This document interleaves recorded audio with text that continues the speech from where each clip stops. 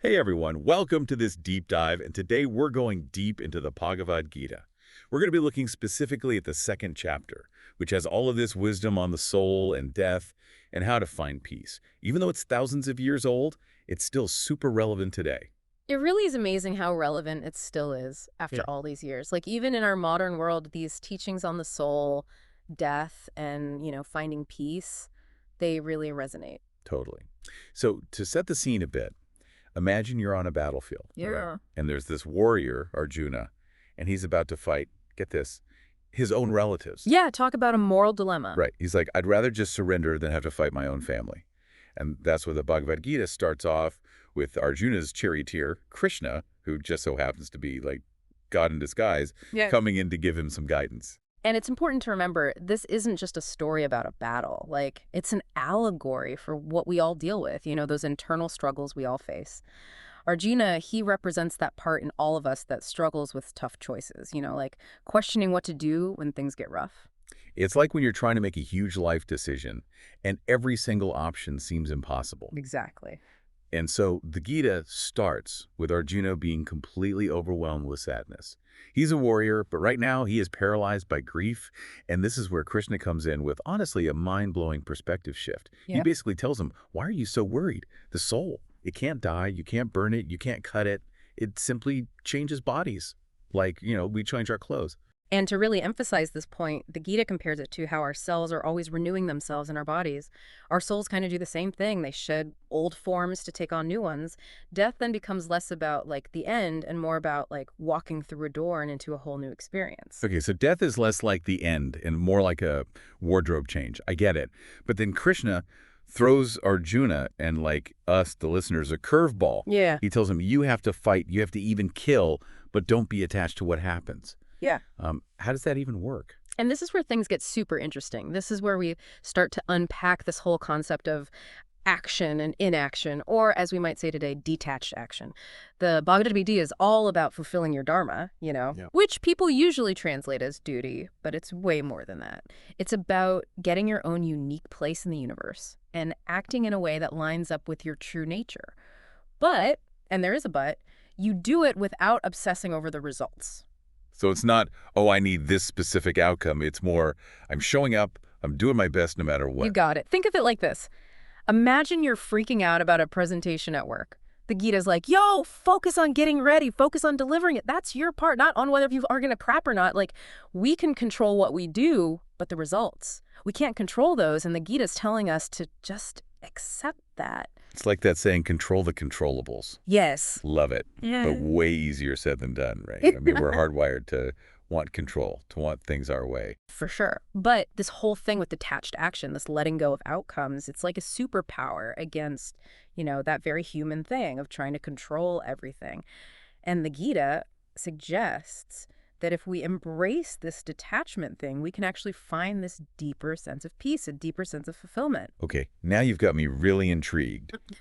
But before we really get into this detached action thing, there's this other big concept from the Gita, finding peace, when everything's chaotic. And man, does that resonate these days. It really has. It's like the Gita compares our senses to wild horses running wild, which feels pretty accurate. I mean, our world is just nonstop information, desires, notifications. It's exhausting. It totally is. And it's amazing how this book, the Bhagavad Gita, written ages ago, speaks to that feeling. It's like it gives us this path toward inner peace, even when we feel like we're being pulled in a million different directions. Okay, you have to tell me more about this path. Yeah. Like, how do we actually cultivate inner stillness when everything around us feels chaotic? So this is where we get introduced to the Sita Muni, which, to put it simply, is like a sage with unwavering focus.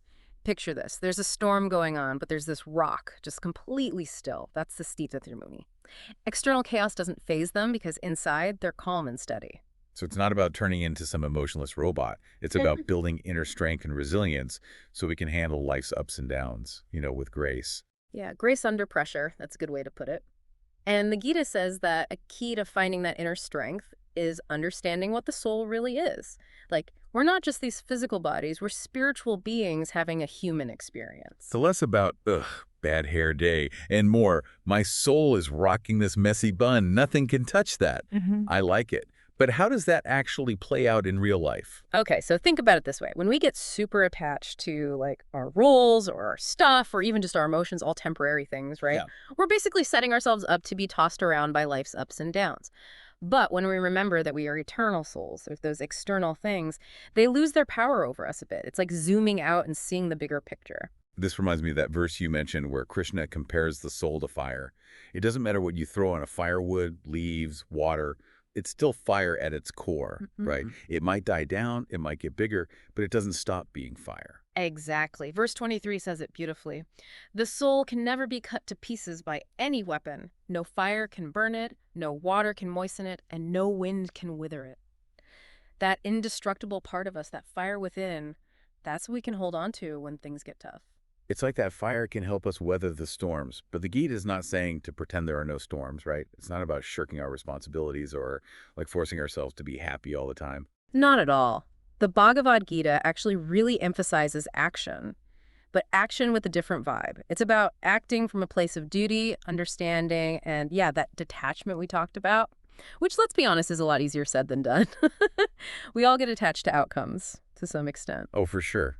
I know I could be a bit of a control freak.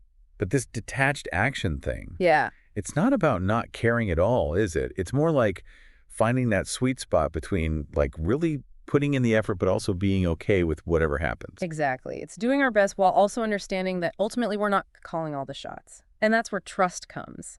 Trust in something bigger than ourselves, like a higher power, the universe, the flow of life. Right, like when you study for a test, you do all the work, you prepare as much as you can, but then you got to let go and trust you've done what you could.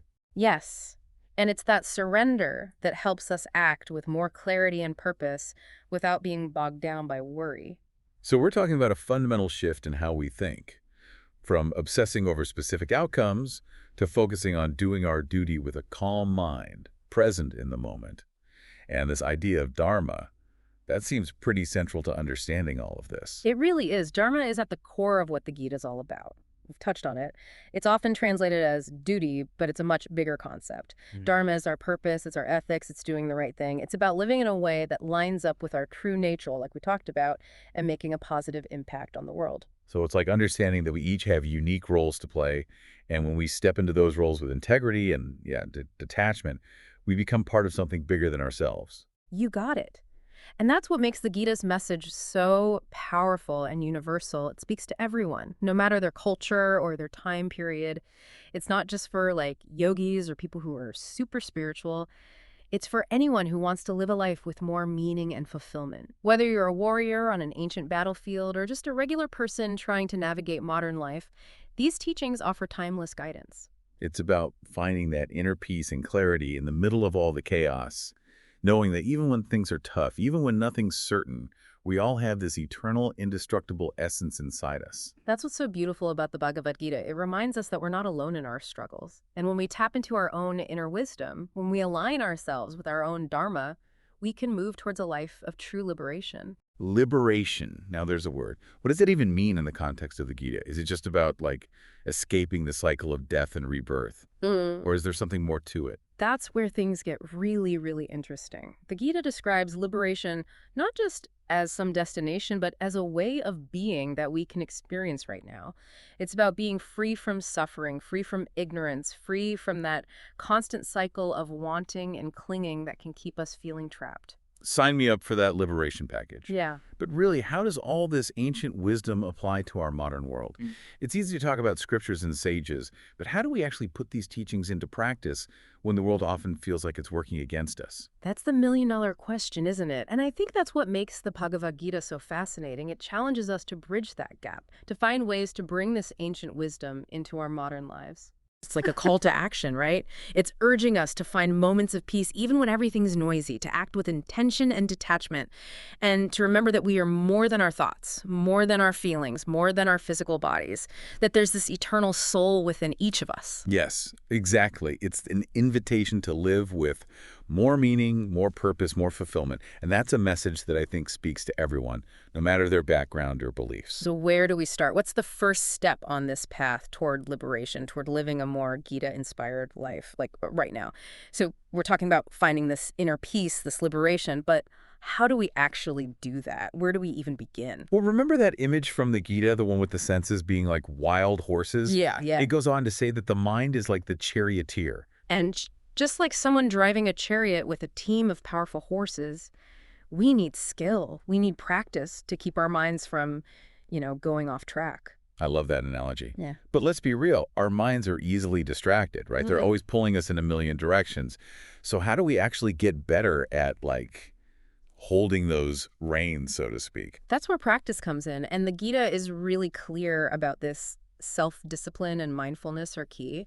It's about learning to just observe our thoughts and emotions without judging them, just noticing when we're getting pulled off course by our desires or our worries. So it's like building up that inner observer, that part of us that can just watch our thoughts and feelings without getting totally swept away by them. Exactly. But how do we strengthen that observing muscle? Like any skill, it just takes time and patience, and you got to keep at it. The Gita doesn't try to make it seem easy. It knows that finding inner peace isn't always a walk in the park. But it does give us some practical tools, some techniques that can really help. Stuff like meditation, self-reflection, even just studying sacred texts like the Gita, these can all make a difference. It's about making space for that inner peace, for connecting with that deeper part of ourselves that the Gita is always pointing us to. Yes, and that's what makes those teachings about finding peace in a world full of distractions so powerful. It's not about running away from the world, not about becoming a hermit. It's about being in the world with all its craziness and challenges, but from a more centered, more intentional place. Being in the world, but not of it. Exactly. And the Gita reminds us this is a journey, not a destination. You don't just get there overnight. And it encourages us to approach this journey with curiosity, with courage, with a willingness to kind of surrender to the process. There's that trust thing again, right? Trusting that even when it feels messy, even when we trip up or take a wrong turn, that we're still headed in the right direction. Exactly. And the thing is, we're never really alone on this path.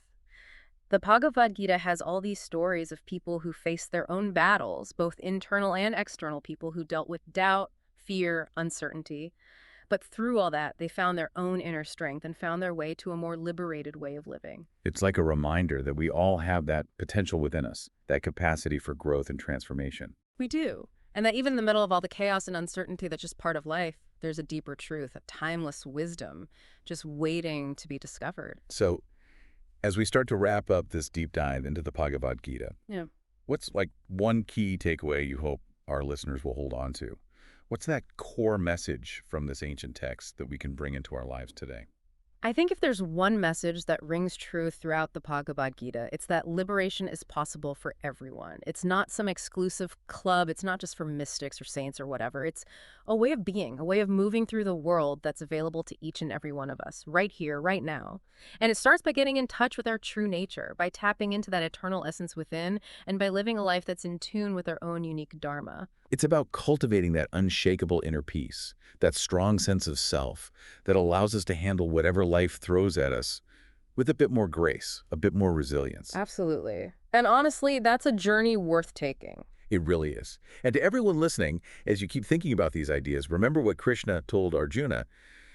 If your senses are like wild horses and your mind is the charioteer, what practices can you do to really take control of those reins, to steer yourself toward a life of greater purpose, peace, and fulfillment? That's a good question to ask yourself. It is. Until next time, keep exploring, keep asking questions, and keep diving deep.